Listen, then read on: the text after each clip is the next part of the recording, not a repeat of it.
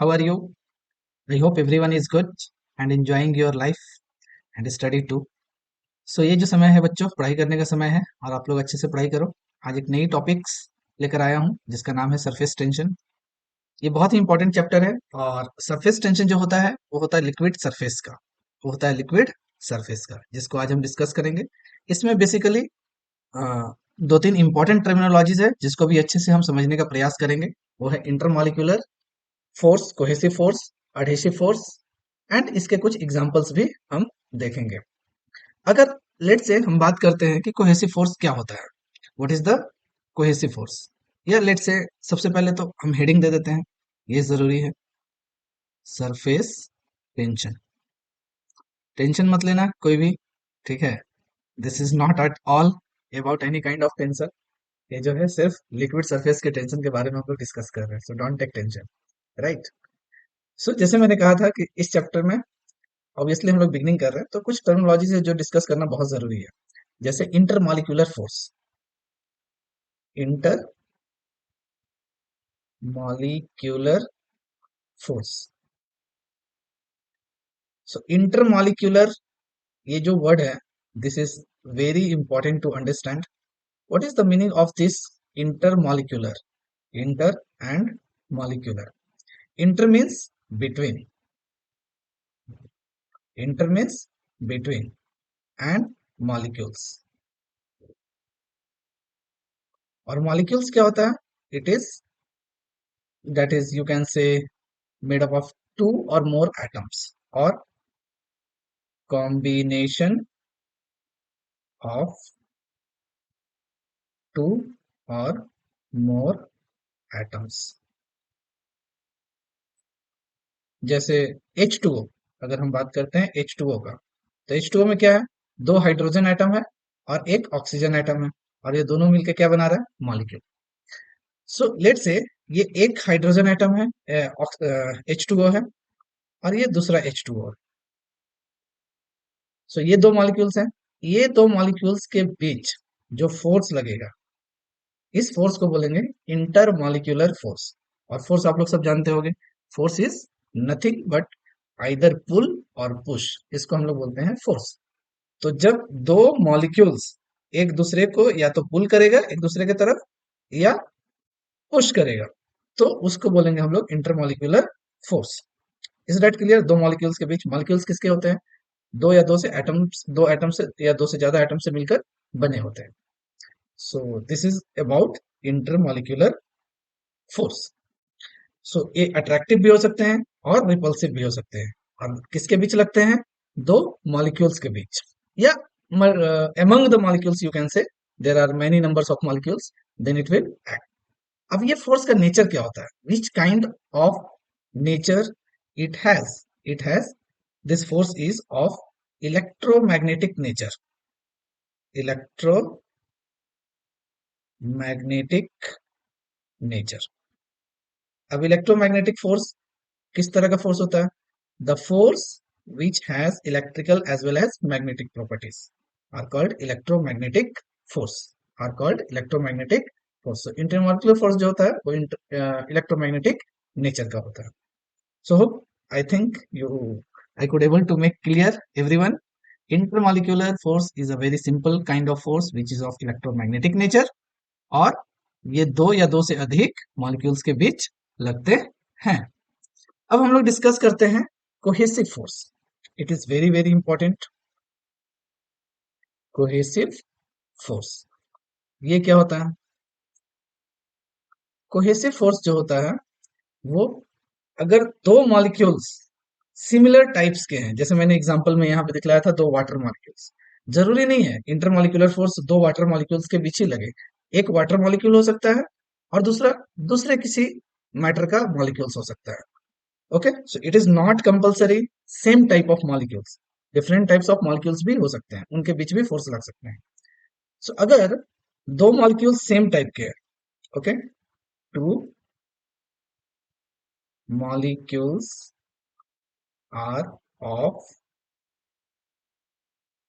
same type, same type of same material you can say, then molecules के बीच जो force लगेगा, this force then two, if two molecules are of same type, then the force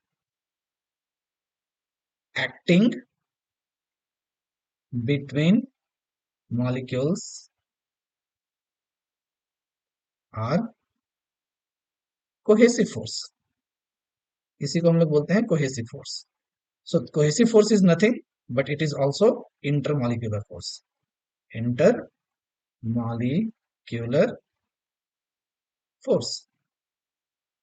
अब इस intermolecular force को हम लोग cohesive क्यों बोलते हैं? Because the molecules are of same type. वही अगर मॉलिक्यूल्स डिफरेंट टाइप का हो, मान लेते हैं एक वाटर मॉलिक्यूल हो और एक ग्लास का मॉलिक्यूल हो. लेट से अगर हमारे पास एक मॉलिक्यूल्स है वो H2O है और दूसरा मॉलिक्यूल जो है वो ग्लास का है. ओके, तो इनके बीच जो फोर्स लगेगा, this force are called, this force is called adhesive force. अब ये जो adhesive force है ये भी intermolecular force है, but since this intermolecular force is acting between two different molecules, then it is called adhesive force. Okay, अब cohesive force और adhesive force का example क्या होता है?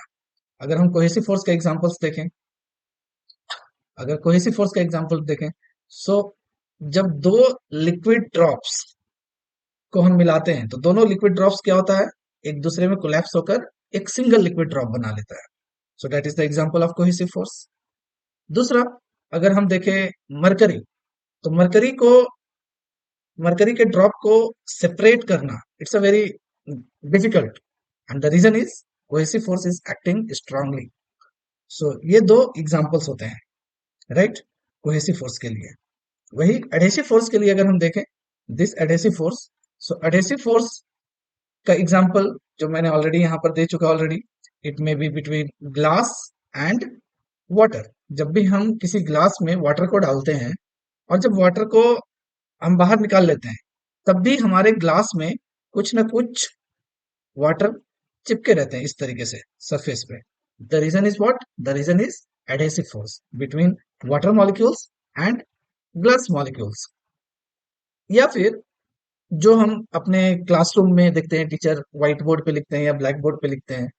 सो चॉक ब्लैक बोर्ड पे जो लिखी जाती है और चॉक एक अपना साइन छोड़ता है वहां पे, the reason is adhesive force. So adhesive force between chalk molecules and the blackboard. So ये एग्जांपल हो गया हमारा एडेसिव फोर्स का, राइट. सो बेसिकली अगर हम इसको थोड़ा सा और अच्छे से समझना चाहें तो ये फोर्स का कोई रेंज होना चाहिए ना. Means intermolecular force, cohesive force या एडेसिव फोर्स जो लग रहा है, इसका कोई एक रेंज होना चाहिए. ये फोर्स कितने रेंज तक काम करता है? तो इस फोर्स का जो रेंज होता है वो बहुत ही छोटा होता है. So we can write the range of force. कौन सा फोर्स? Inter molecular. और इसी में हमारा है कोहेसिव एंड एडहेसिव. कोहेसिव किसके बीच लगता है? Same molecules. एडहेसिव किसके बीच लगता है? Different molecules. सो ये इंटरमॉलिक्यूलर फोर्स का जो रेंज है वो रेंज होता है, it is about you can say in nanometer. Nanometer और एंगस्ट्रॉम. सो या तो नैनोमीटर में होता है या एंगस्ट्रॉम में होता है. This range is very very small. अगर हम इसको थोड़ा सा डीप में आपको समझाना चाहें, सो लेट से हमारा 1 मीटर कितना होता है? हमारे हैंड और से शोल्डर के आसपास तक का, राइट. अगर हम 1 सेंटीमीटर बोले तो हमारा 1 सेंटीमीटर में भी लाइक एग्जैक्टली इतना हो सकता है. दिस में भी 1 सेंटीमीटर. ओके, दिस लेंथ में भी 1 centimetre. This length is 1 centimetre. अगर इस लेंथ को हम 10 से डिवाइड करें, 1 सेंटीमीटर को 10 से डिवाइड करें, तो जो मिलेगा वो हमें मिलेगा 1 मिलीमीटर. यानी इसको 10 पार्ट में डिवाइड कर दिए हैं, राइट. तो हमें जो मिला ये छोटा सा, ये मिला 1 मिलीमीटर लेंथ का, करेक्ट. अब लेट से 1 मिलीमीटर को हम कितना डिवाइड करेंगे, लेट से 1000 से, तो हमें क्या मिलेगा, 1 माइक्रोमीटर। अब आप समझ सकते हो, आपका जो नेल का थिकनेस है वो है आपका 1 मिलीमीटर के अराउंड। अब आप उसको 1000 डिवाइड करो तो कितना पतला हो जाएगा, we can't imagine, right? So that is your 1 micrometer. अब अगर 1 माइक्रोमीटर को हम 1000 से डिवाइड करते हैं तब हमें मिलता है 1 नैनोमीटर। और ये रेंज होता है हमारा इंटरमॉलिक्यूलर फोर्स का, यानी इंटरमॉलिक्यूलर फोर्स इस रेंज में काम करता है। सो that is the very very short range, that is the very very short range. तो इतने शॉर्ट रेंज पे हमारा इंटरमॉलिक्यूलर फोर्स काम करता है। अब आ जाता है interesting, that is the surface tension, right? So intermolecular force के बारे में समझ गए। उसमें दो तरह के होते हैं, एडहेसिव एंड कोहेसिव। अब मान लेते हैं हमारे पास एक कोई बीकर है, ये हमारे पास कोई एक बीकर है, और इस बीकर में एक वाटर या कोई लिक्विड रखा हुआ है। इस बीकर में कोई एक लिक्विड फिल्ड किया हुआ है, right? There is some liquid filled into this beaker. These are the liquids we can say. Ding, ding.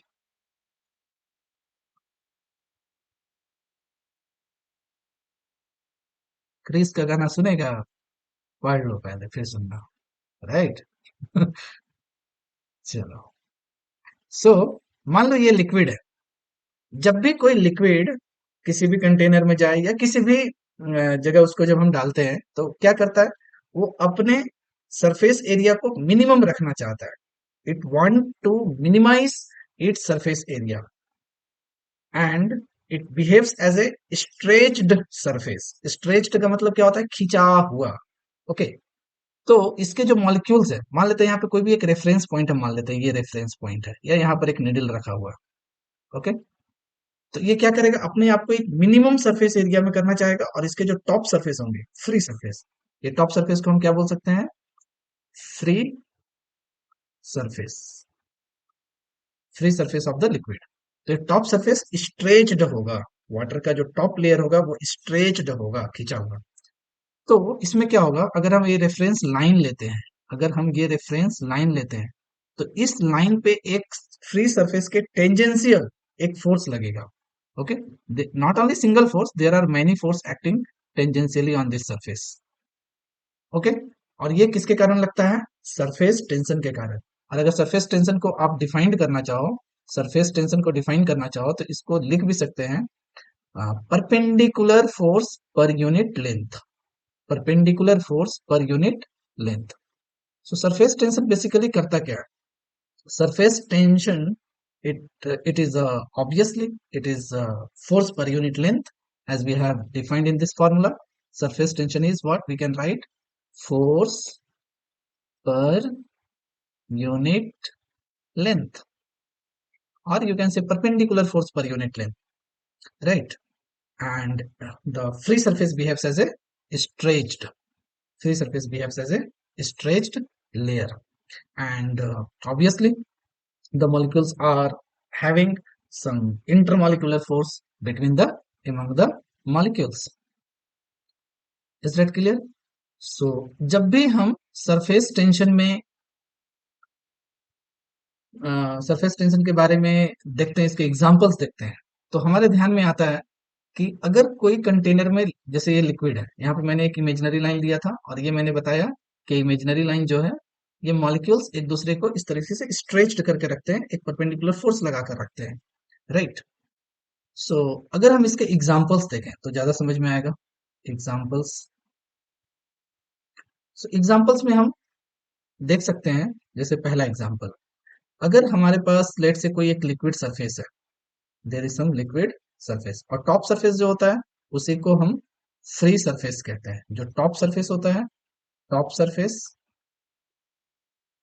इसी को हम क्या बोलते हैं, फ्री सरफेस, इसी को क्या बोलते हैं, फ्री सरफेस। और फ्री सरफेस जो होता है वो स्ट्रेच्ड होता है, और उसमें एक फोर्स लगता है। तो जब हम यहाँ पे कोई निडल रखते हैं, whenever we put some needle here, so what happened with this needle? This needle do not deep into do not deep into the liquid. अगर why do not deep? The reason is there is a surface tension is there on the free surface. There is a surface tension is there on the free surface. It do not allow it to fall. It support it. ये क्या करता है? Needle को support करता है। अच्छा, needle लोहे का बना हुआ है, इसकी डेंसिटी वाटर से ज्यादा है, इसको नीचे चला जाना चाहिए as per the density rule, but ये नहीं जाता है। The reason is top surface has some form some thin layer, और वो थिन लेयर उसको सपोर्ट करके रखता है। बट यहाँ पे एक कंडीशन है, कंडीशन ये है कि वो जो निडल है बहुत ही लाइट वेट होना चाहिए, अदरवाइज सरफेस टेंशन के पास इतना फोर्स नहीं है कि उसको होल्ड करके रखे। ओके, तो अगर वो लाइट वेट होगा तो उसको वो रोक लेगा। सो ये एक एग्जाम्पल हो गया। अगर हम इसका दूसरा एग्जाम्पल देखें, इसका दूसरा एग्जाम्पल अगर हम देखें, सो जब भी हम हेयर करते हैं, हेयर डाई करते हैं, एक ब्रश आती है हेयर डाई करने के लिए, या पेंट करने के लिए ब्रश आती है, वो ब्रश में पतले पतले हेयर्स लगे होते हैं, राइट? अगर वो ब्रश को हम पानी में डुबोते हैं तो देखते हैं वो ब्रश के जो हेयर्स हैं वो फैल जाते हैं, मतलब उनके बीच थोड़ा सा गैपिंग रहता है, बट जैसे ही बाहर निकालते हैं वो सारे हेयर्स एक जगह इकट्ठा हो जाते हैं। What is the reason behind this? Obviously intermolecular force, what we have discuss. और इंटरमोलिकुलर फोर्स की वजह से वो क्या होते हैं, सारे इकट्ठे हो जाते हैं, and that is the example of the surface tension, right? So ये दो तीन एग्जांपल्स हैं, या फिर आप ये भी देख सकते हो, दो तीन एग्जांपल्स है सरफेस टेंशन के। सो जब हम, अच्छा इसके और एक चीज है, जो रेन ड्रॉप होता है, that is about the hair brush. Second I have told hair brush. Hair brush क्या होते हैं, जब उसको पानी में डालते हैं तो वो फैल जाते हैं, और जब बाहर निकालते हैं तो वो इकट्ठे हो जाते हैं। The reason is surface tension. अगर हम तीसरा देखें, सो जो रेन ड्रॉप होते हैं, rain drop are always spherical. Rain drop ये किस शेप में होते हैं? स्फेरिकल शेप में होते हैं। Rain drop are spherical in shape. Why? थोड़ा सा सोचो, रेन ड्रॉप स्फेयर शेप में क्यों होगा? क्योंकि जब भी वाटर, वाटर हो या कोई भी चीज हो, जब वो स्फेरिकल शेप लेता है तो उसके कहीं भी एजेस नहीं होते। जब भी कहीं एज क्रिएट होता है, कोना क्रिएट होता है, तो वहां पे एनर्जी बहुत हाई होती है, और जब कोना नहीं होगा, एजेस नहीं होगा, तो एनर्जी बहुत लो होंगे। तो सरफेस टेंशन में always it want to minimize its energy, it always want to minimize its area, and that is why it take spherical shape, and this is also an example of surface tension। ये minimum area acquire करने के लिए spherical shape acquire करता है।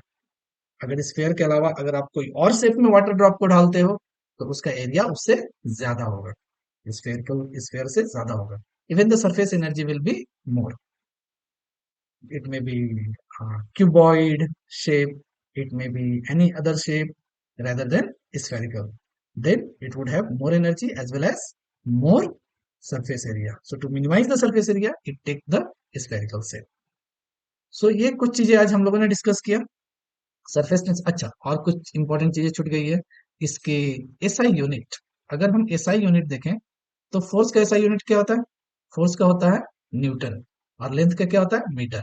Newton को अगर, सो इसको हम लिख सकते हैं न्यूटन इन अपॉन मीटर। दूसरा होता है डायमेंशन, डायमेंशन। सो न्यूटन को अगर हम ब्रेक करें फंडामेंटल में, सो ये होगा केजी मीटर पर सेकेंड स्क्वायर, और नीचे आ गया मीटर। सो मीटर मीटर कैंसिल हो गया, तो इसका हम डायमेंशन क्या लिख सकते हैं? केजी के लिए मीटर लिख सकते हैं, और टाइम के लिए -2 लिख सकते हैं। So this is our dimension. If you want to write L also, then you can write M L zero, m1 l0, m1 l0 t-2। Okay, so both are correct. So ये SI unit है surface tension का, और dimension है surface tension का। तो इसमें basically हमने discuss किया इंटरमॉलिक्यूलर फोर्स। इंटरमॉलिक्यूलर फोर्स किस रेंज में लगता है? नैनोमीटर और एंगस्ट्रॉम में, राइट? और इंटरमॉलिक्यूलर फोर्स दो तरह के होते हैं, अगर दोनों मॉलिक्यूल सेम टाइप का है तो इट वुड बी कोहेसिव, और दोनों मॉलिक्यूल्स अगर डिफरेंट टाइप का है तो इट वुड बी एडहेसिव। दोनों के एग्जांपल्स हमने देखा। अब नेक्स्ट डिस्कस करना है हमें factors on which it depends. तो ये हम लोग देखेंगे अपने नेक्स्ट क्लास में. So thank you so much and please listen this lecture carefully so that you can understand the concept. See, physics is all about thinking, thoughts, how you interpret the concept. So it is very, very important to listen carefully and see you again in next class. Thank you so much.